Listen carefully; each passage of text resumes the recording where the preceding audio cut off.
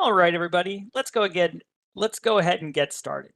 Again, my name is Kevin Hancock, Director of Solutions at Exostar, and thank you for joining me and Regan today as we talk about demystifying CUI and CMMC, identification and marking essentials.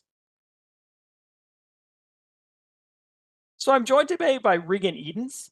Regan, you want to take a chance to introduce DTC Global? Yeah, thanks, Kevin, and thanks to everyone out there.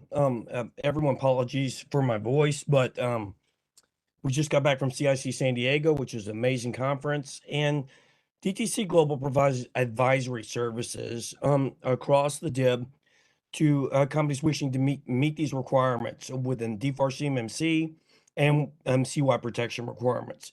So we specialize in supply chain, and we specialize in really enabling and equipping both large and especially with a heart for small business, our clients. So we appreciate the opportunity to share this time with you and really dive into the details on CUI. Thanks so much, Regan. So during today's session, this is the agenda we'll be covering. I'll first be covering a little bit on the CMMC rule and kind of where we are today and what you need to do today. Then I'll turn it over to Regan to talk about all things CUI.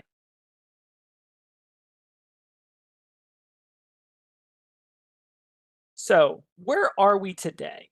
So as many of you may have heard or do know, the CMMC rule was put forward by the Department of Defense as a notice of proposed rulemaking on the day after Christmas, so on Boxing Day, 12/26/2023. That opened the public comment period on that rule, and that was for 60 days.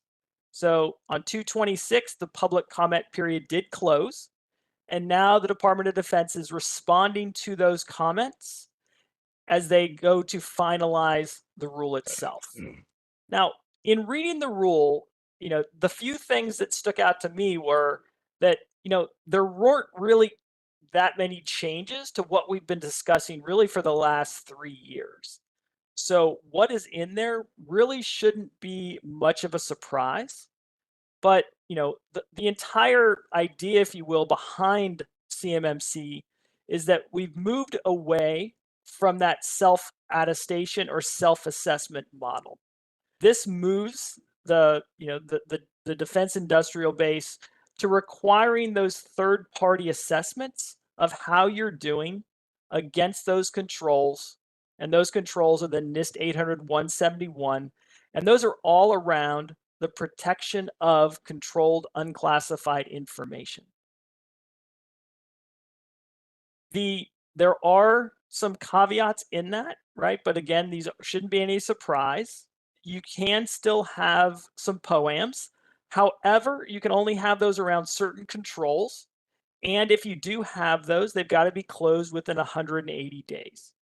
So again, just kind of tighten it up everything a little bit and ensuring that now there's a firm date of when things need to get fixed by.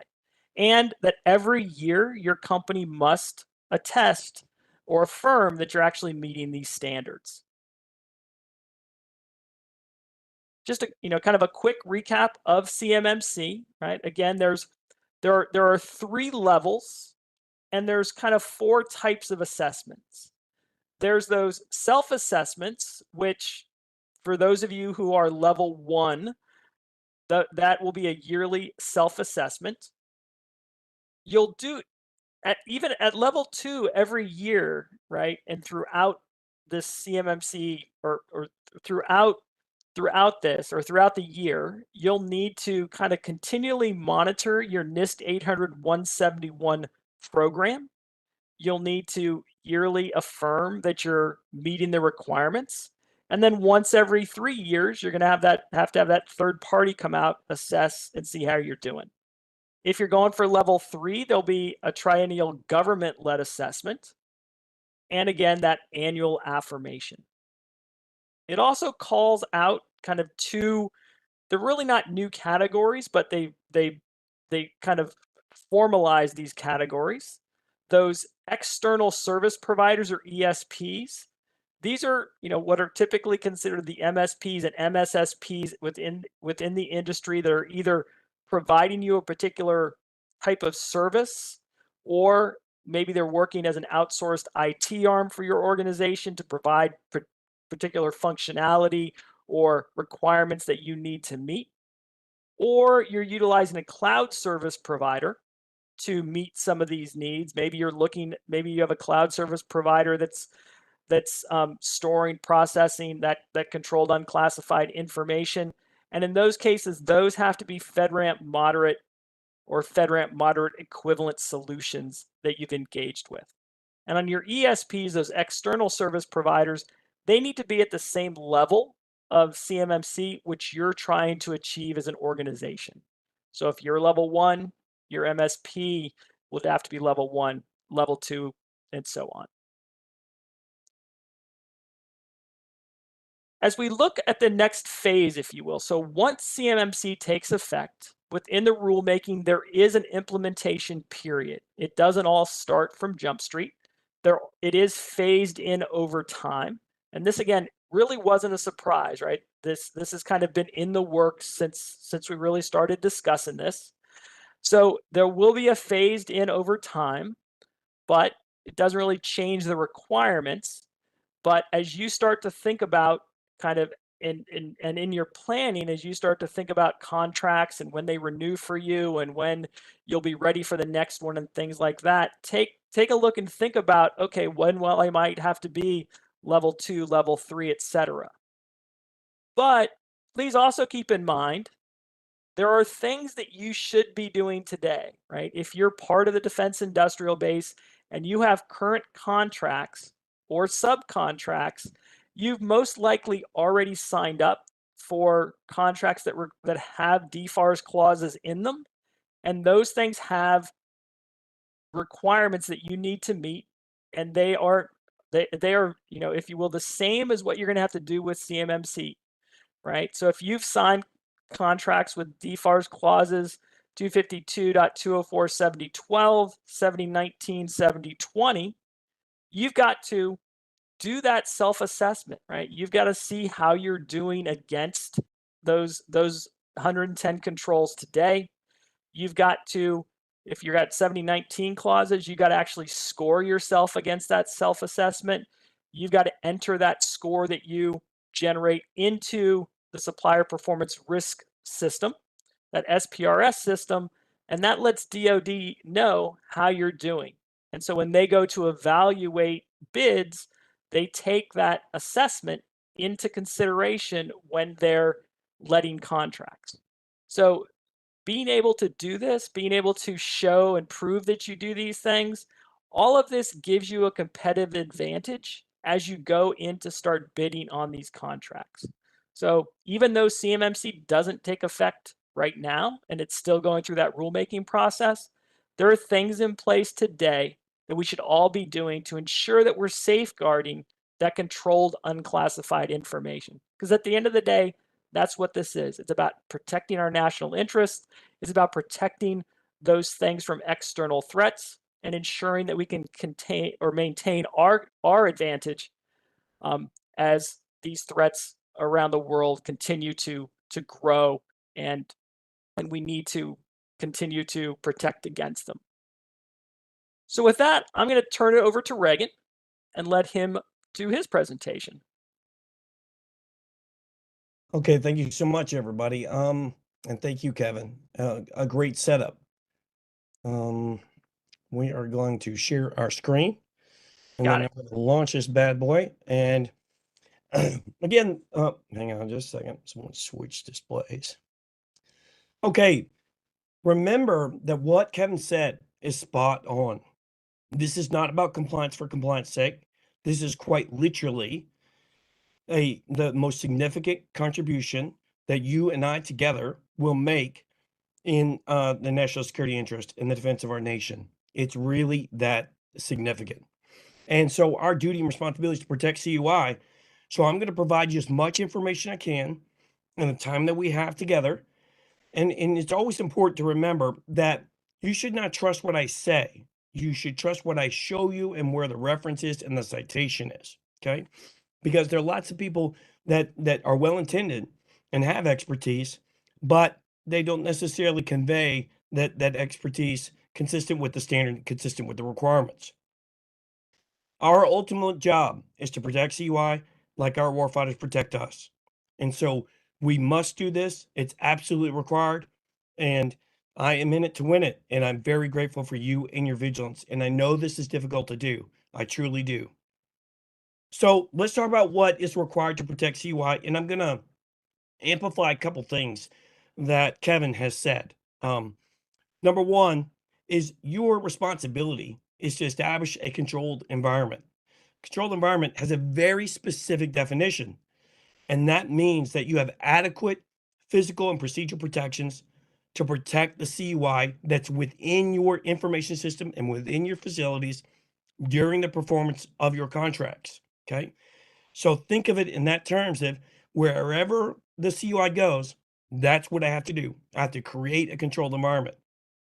DoD policy specifically says that the concept of controlled environment means that there are adequate, sufficient internal security measures in place to prevent or detect unauthorized access.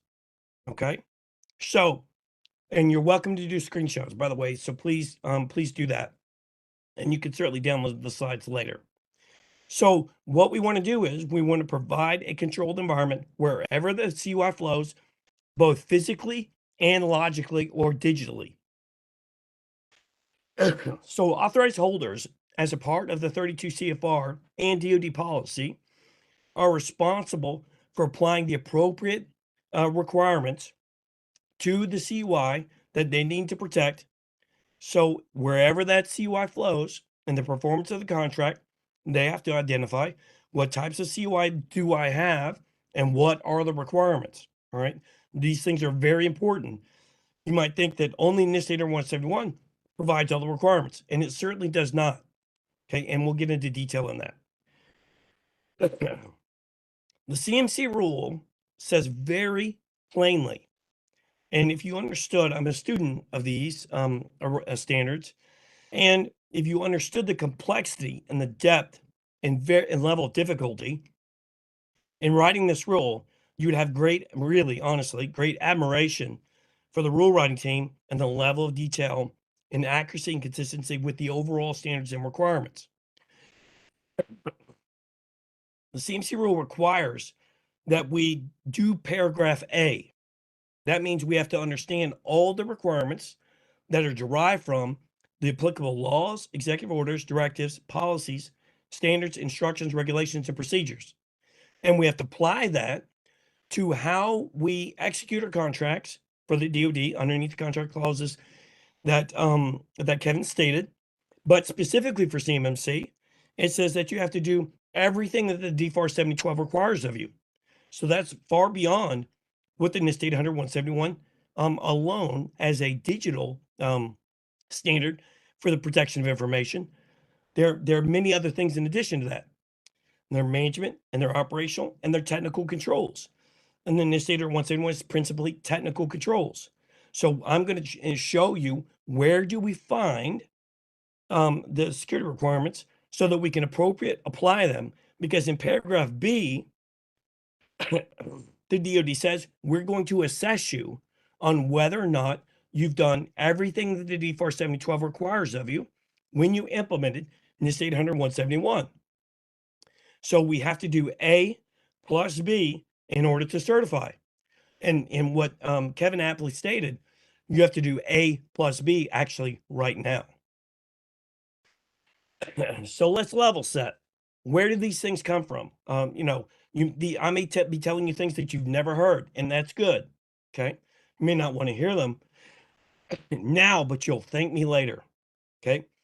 The CUI registry, which you may have heard of underneath CUI, tells you all the categories of CUI. It is helpful, but it's not as helpful as DoD policy. DoD 5240, DoD instruction 5248 level sets everything that you're responsible for, you, as a part of the applicability of that policy to all contracts underneath the DFARS 252, 204, 712, and all subcontracts related to those requirements. The DoD acquisition system requires you to follow DoD policy in the execution of those contracts. And you may not have realized this, but DoD Instruction 5230.24 recently was rewritten, January 2023, and provides you the doctrine, the Bible, if you will, of being able to identify what is controlled technical information and what is not. So during the contract performance, we're going to walk through that system so that you can understand what we're doing. The primary references for the security requirements, okay, are that are related to the DFARS 252, 204, 7012 contract clause, and the other ones that Kevin mentioned are these on your left-hand side. And please screenshot this.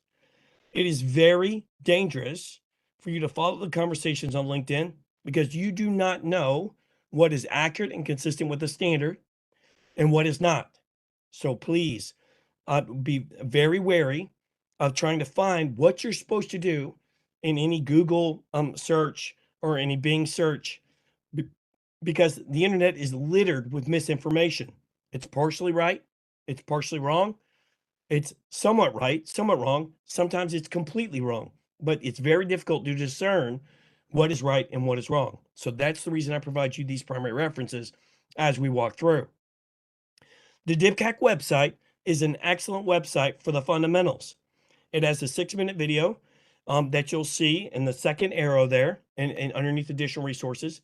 And that will explain to you that as a contractor and subcontractor working underneath the Exostar system, okay, and all the resources that they provide you, that you are likely to create far more CUI than you'll actually receive. So you have responsibilities for receiving CUI and your responsibilities for when you develop CUI, and we'll touch on both of those. So underneath the CMC rule, paragraphs A plus B requires us to meet all of the 32 CFR and the CUI notices, what the CUI registry requires of us, what DoD policy requires of us, and what the DFARS contract clause 7012 requires of us. These things are natively incorporated into the CMC 2.0 model. You may not realize that. Many people, unfortunately, over the last 3 years have not realized that, but I promise you that is accurate and consistent with the standard. So when we prepare to meet these requirements underneath the current contract clauses 7019 and 7020, while we anticipate the 7021 clause, the CMC certification requirements in just a year from now, then we must be able to take action now, because there's all of the things that what Kevin said is absolutely true. All of the things that have been required of you are already required of you. And the CMC model is simply validating the fact that you've already done what is already required of you. And it's A plus B. So what is CUI? And I'm going to illuminate. I'm going to provide the guidance that you need. Now, I'm not going to regurgitate probably the definition that you have heard a million times because it's not very helpful. But I'm going to highlight some key things. It is information that you create or you possess, meaning you received it, okay, on behalf of the United States government, on behalf of a prime contractor that's been awarded a contract, on behalf of a tier supplier, on a tier subcontractor, through all supply tiers, all of them for clarity, from tier 1, tier 2, tier 3, tier 17, tier 27, wherever the CUI flows. So we develop and receive CUI during this contract performance, and we have responsibilities on behalf of the DoD to follow their requirements, implement the controls which address those requirements, and then we win. Okay, so what policies govern CUI? Many people don't realize that you must follow the DoD instructions. The Defense Counterintelligence Security Agency says, these aren't all of them, I give you an earlier list. Follow these policies: 13556, 32 CFR 2002, DoD Instruction 5248, blah, blah, blah. However, it rightly points out something, not just for DoD Instruction 5248, but any DoD policy. If the DoD instruction or any other DoD policy requires you to do more stringent requirements than anything else, you must follow the DoD policy, okay, when it's more stringent. So the DoD can add requirements, it cannot take them away, all right?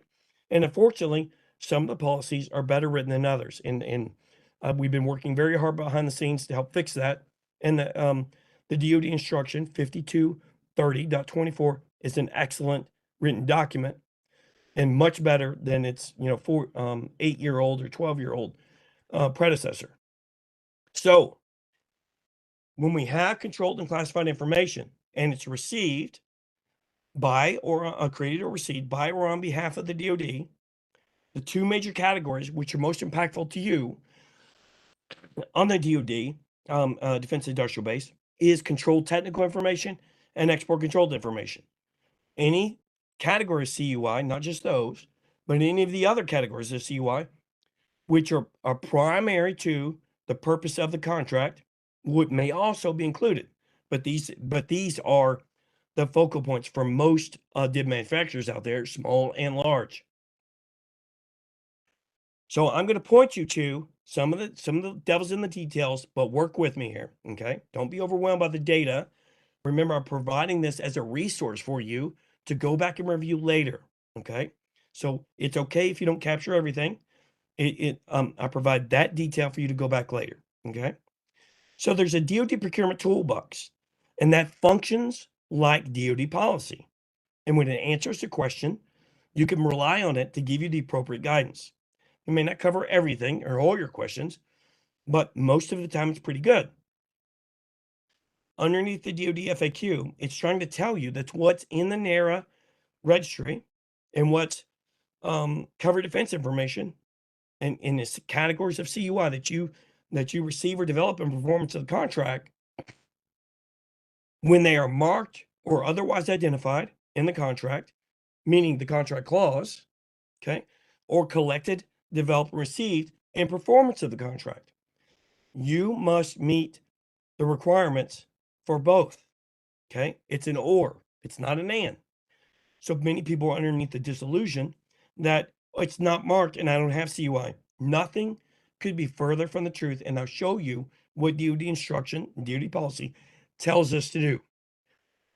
Okay. So underneath DoD policy, the originator of the document, that's you and me, in performance of a contract, must determine what category CUI it is and apply the appropriate markings. People, absolutely.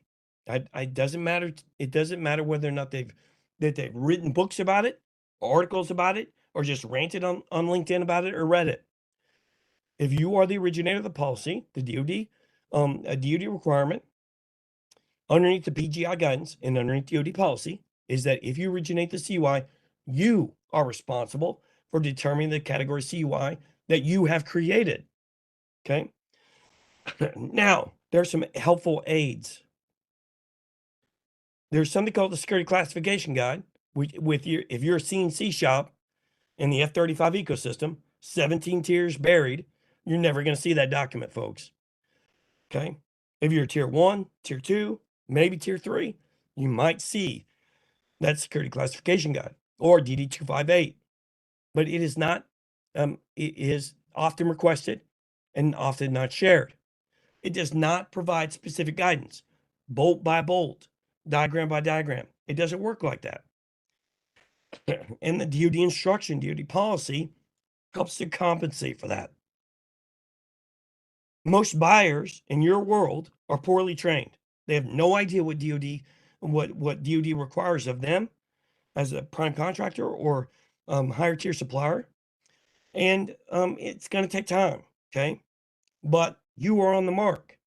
So it's time to do the sweat equity so you have that competitive advantage that Kevin talked about. It is complex, but I promise you, I do this every single day.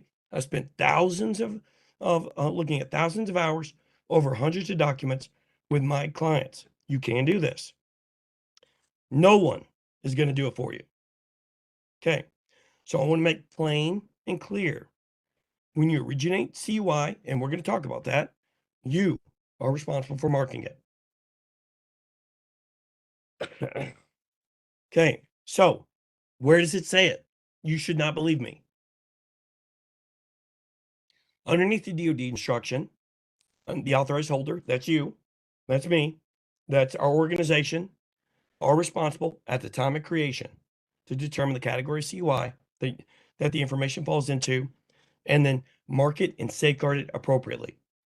That is a requirement. It's not a want to, it's a must. Who can create CUI?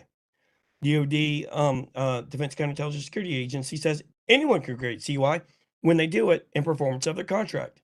Now, I take umbrage that industry often does very poor guidance. There are over 1,000 of you today, and this is evidence of that poor guidance. Okay, so it's well intended, but the guidance is poor.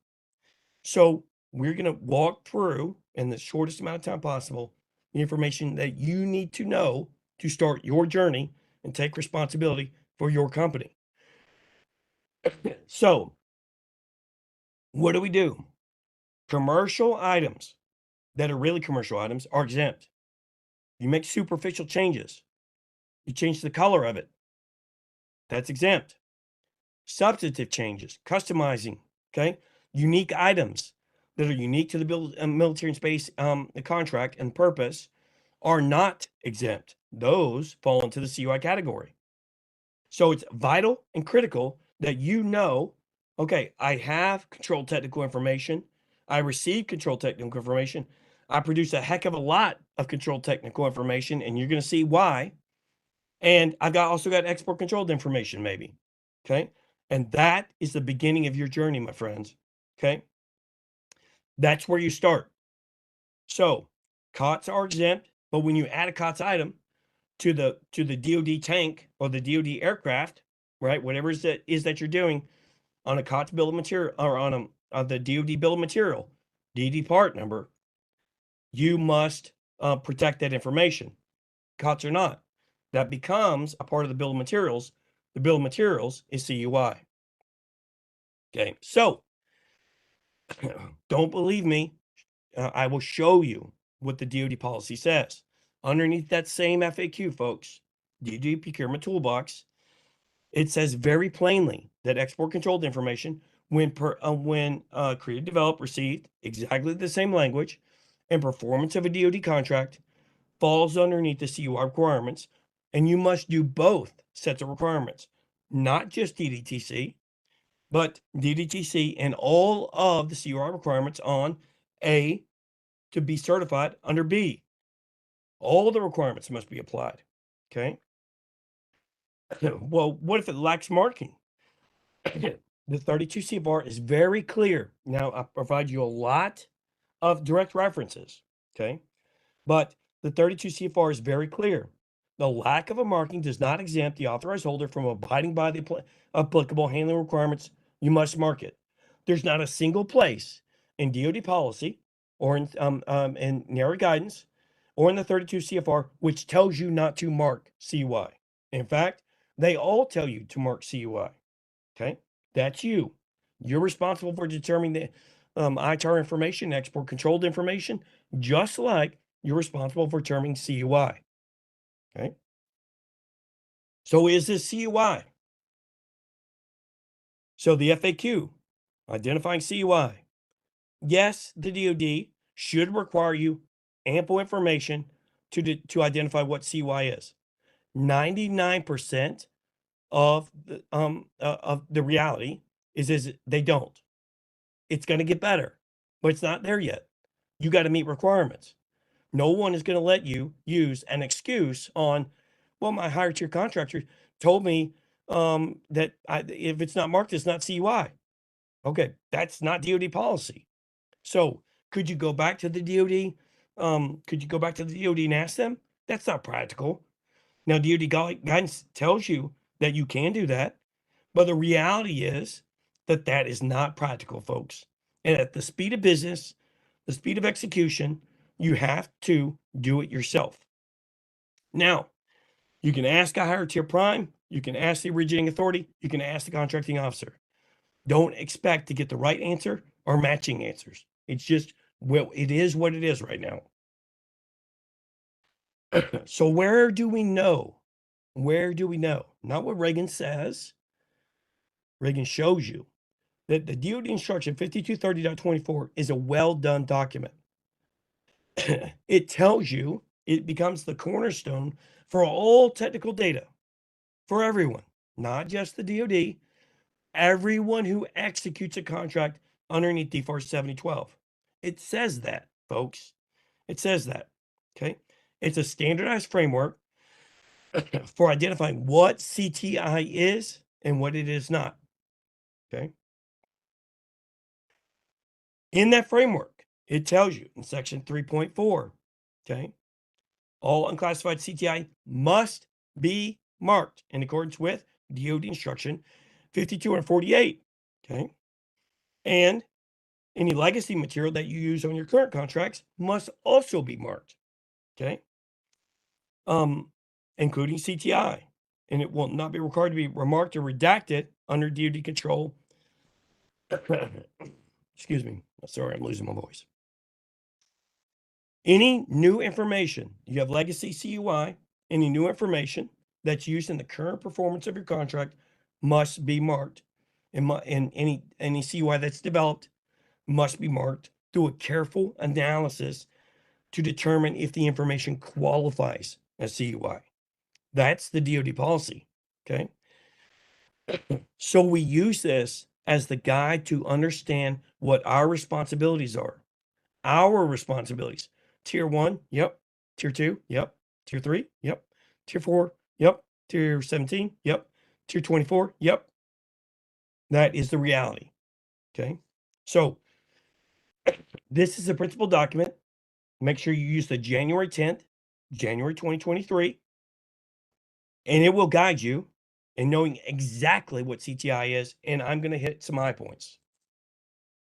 So controlled technical information is principally technical information as defined and as described in this DoD instruction that has a military and space application.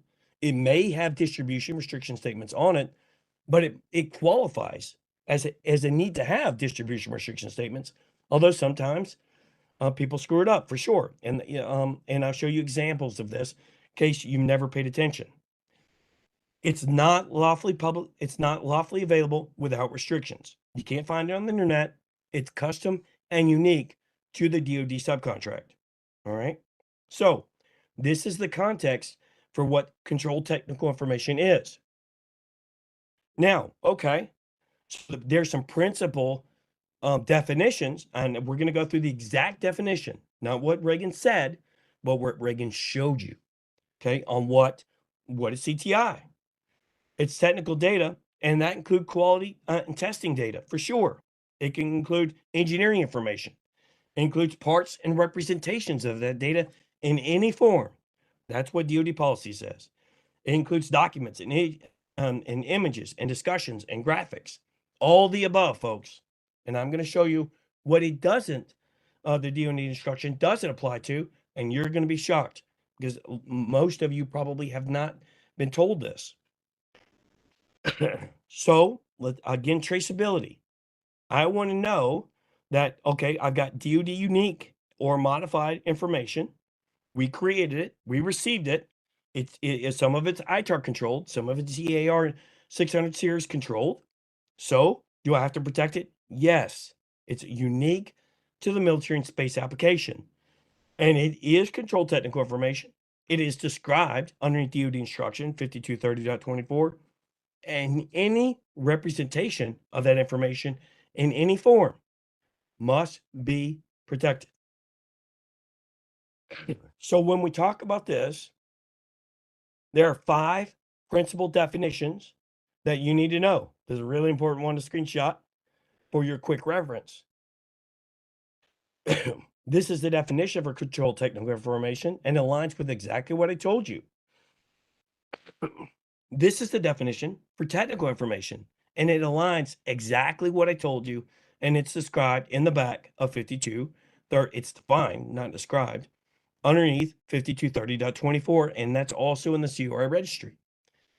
The military and space application is included in that document, but it's included in a different document in DoD Directive 5230.25 about export controlled information, but includes controlled technical information because, and they probably should include that definition in that, but they didn't.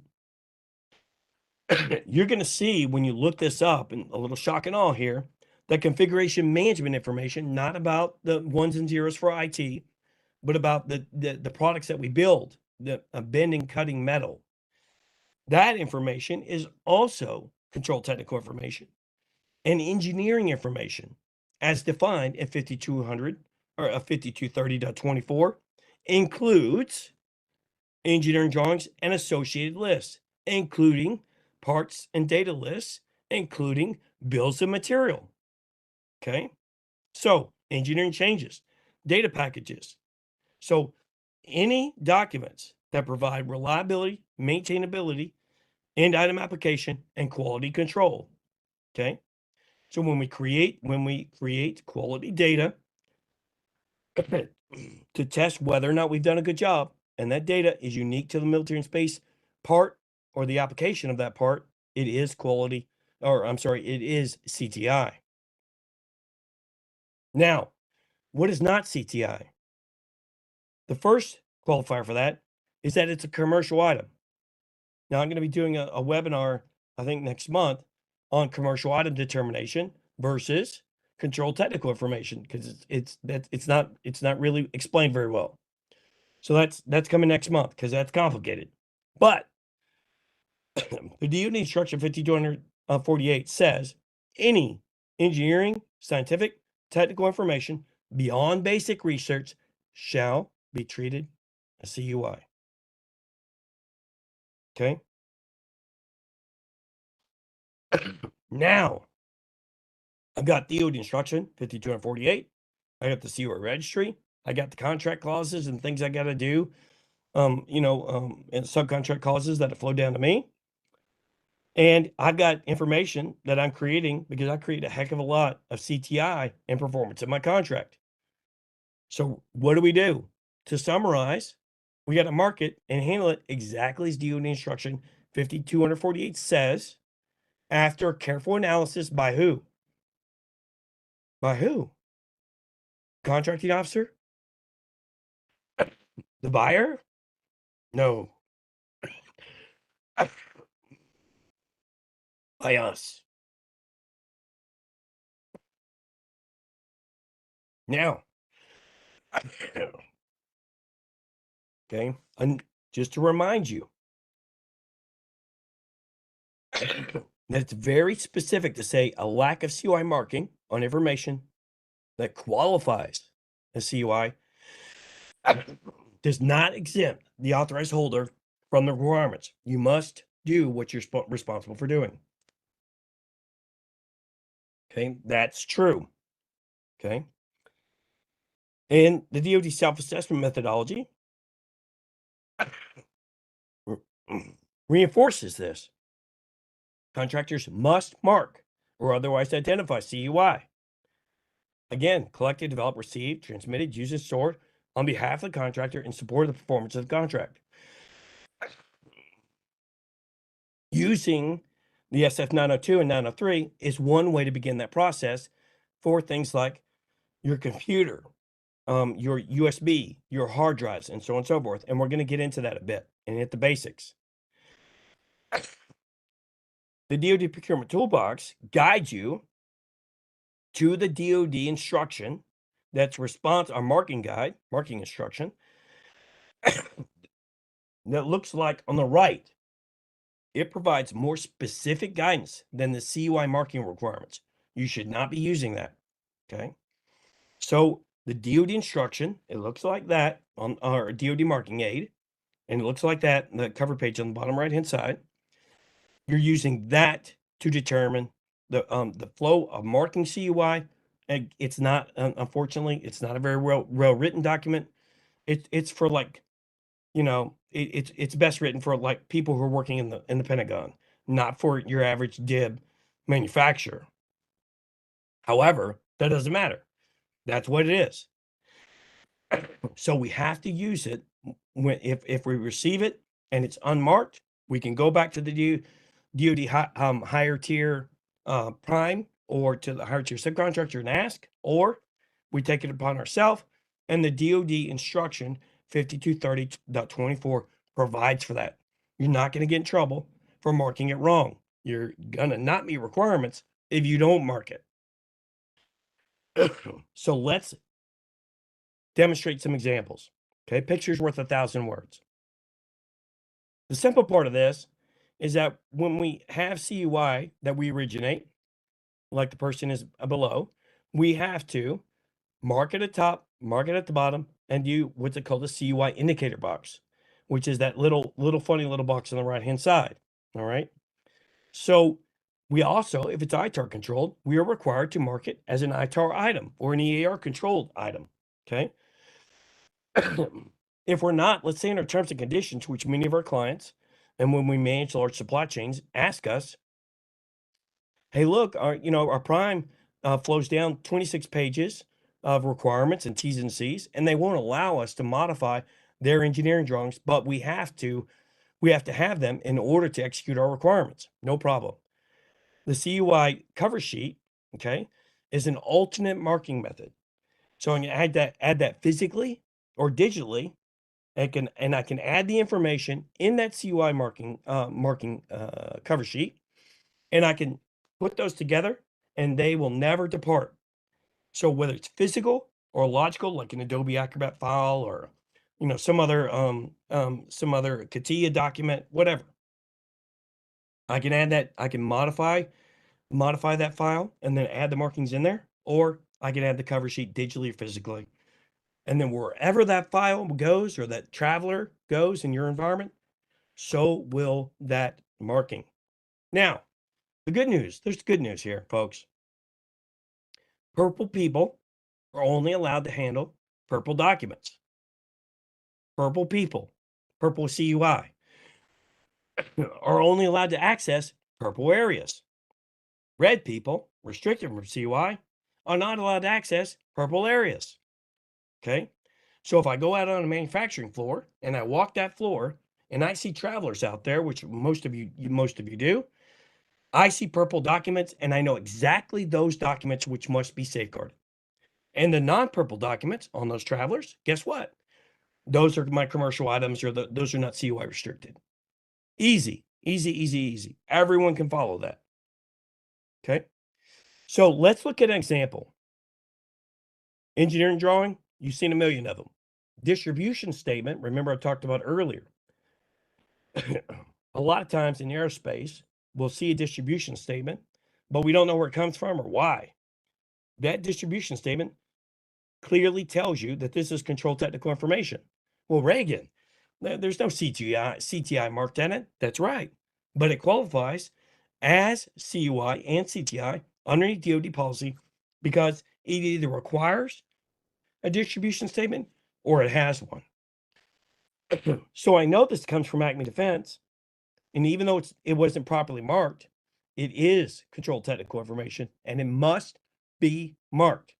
Okay, you want to take the time and send it back to your prime, your higher tier subcontractor, you can do that. Or you can take responsibility for your business and underneath the requirements as the DoD instruction requires of you. Okay, and you can do it yourself. And I promise, it seems complex, but once you put the sweat equity into it, 99% of the time, you see the exact same types of CTI, export controlled information, almost every time. So what would I do? If I can modify the document, CUI at the top, CUI at the bottom, CUI designated indicator box, okay, which has got the little doodads. You can look at the CUI marking guide. I'm not going to spend the time. Okay. So I know to review, I know it was a CTI document because it has distribution statements. It's an engineering drawing. It's described perfectly. And the DoD instruction that I told you, 5230.24, it's just not properly marked.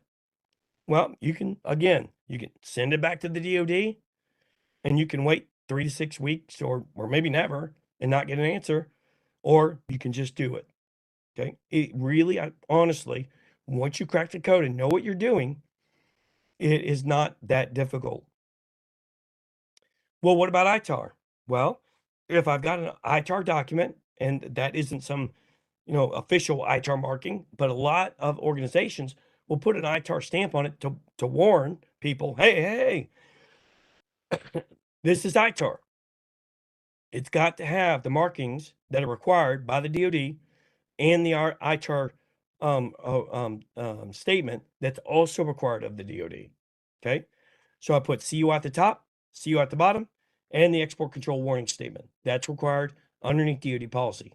If I do not do that, I am not meeting the requirements underneath 7012. Okay, so let's look at it again. I'm looking at CUI. Is this an engineering drawing? Yes. Raytheon sent it to me. Okay, again, this is just a notional document. It's obviously not really CUI. Okay, so Raytheon sent it to me. All right. Well, we know it's technical information. We know it's on a military and space contract. Raytheon didn't send it to me. My higher tier sub sent it to Raytheon, and they sent it to me. Okay, and I need it in order to execute the requirements. When I receive this document, the system and the environment that I access this document, even it's on the screen only, must meet requirements. Okay, I can apply the alternate marking method onto the document to protect the document if I'm not allowed to alter the document. And I highly, highly recommend that you do, because this is a huge aid in your success. Purple people are only allowed to, who are CUI authorized, they're eligible and qualified, can only access purple documents. Okay. So where is our CUI? Last section. So this is the diagram I show every single one of our clients, big and small. Okay. Notice that the core business functions have the majority of the requirements, and that the IT is the smaller spigot in the wheel. That's because our core business functions and performance of the contract definitely create far more CUI than you receive, and it goes everywhere. and the IT people have no idea where it goes. That's the reason why protecting CUI, identifying CUI, is a entire organizational effort. Our CUI stakeholders are everyone that execute in performance of the contract, and they have to work together. If you leave this to IT, you will fail. Okay, so just take that into consideration. So to review, I'm an authorized holder because I'm eligible and qualified to be an authorized holder, and I'm allowed to access CUI because I have an agreement as a 17-tier sub on the F-35 program. I have to meet all those requirements. I have to do all the things that those things require of me, wherever that CUI goes, inside my organization, outside my organization. And I have to meet those requirements right now and prepare for CMC certification, just probably a short year away. The DoD instruction says, what is access? Because when I identify CUI, I have to maintain a controlled environment. So access is not just you emailing it to me in a compliant way. Access is not just sharing it through Citrix or through a portal. Access means the opportunity or the ability to acquire, examine, or retrieve CUI. So if I've got CUI on my desktop right now, I am responsible for making sure that any other person within my area meets those exact same requirements. Okay.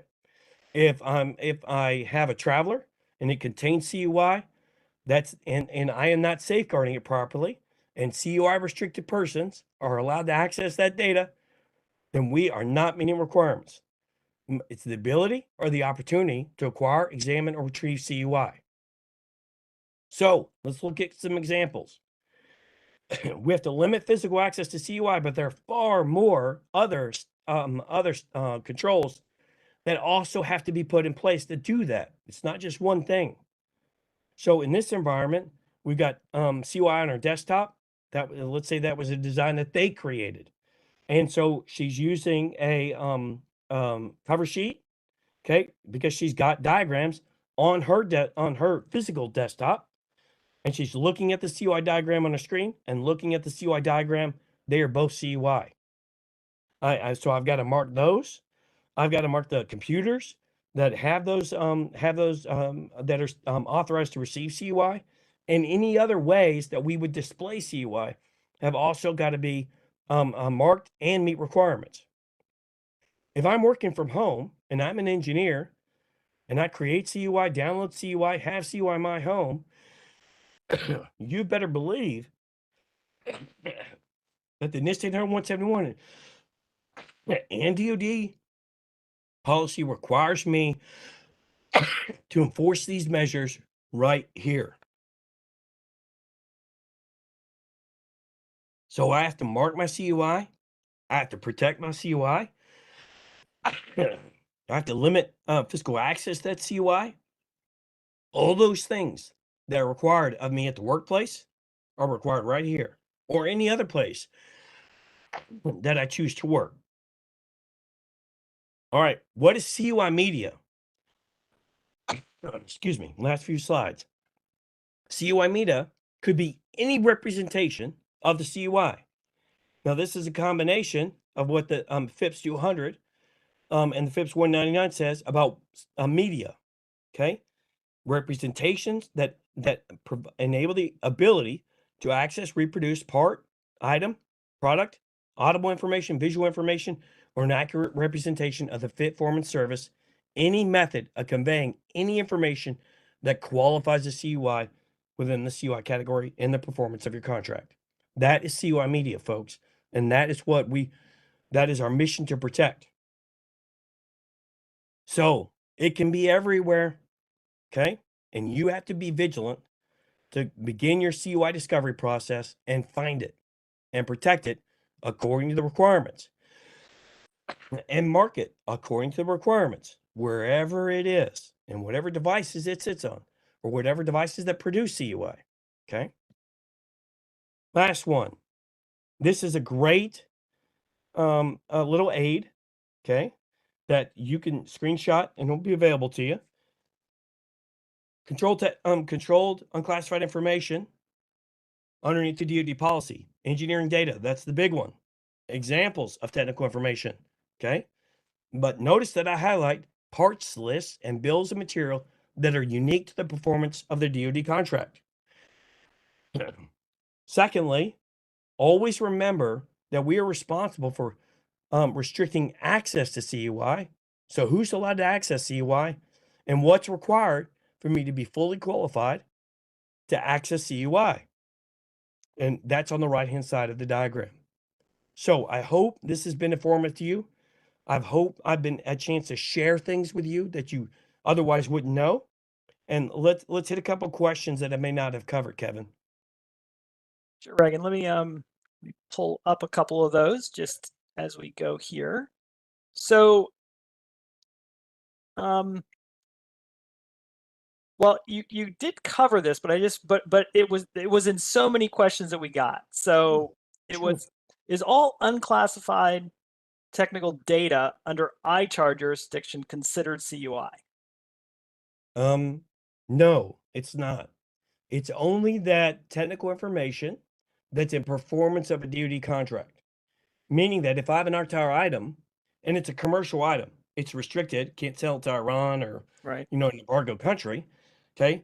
But if and it's just a commercial item, okay, no DoD contract. No, it's not CUI for the purposes these requirements. However, if I use that item on a DoD contract or develop information like that in performance of the DoD contract, yes, it is CUI, and it has to meet all the requirements that other control technical information has to meet.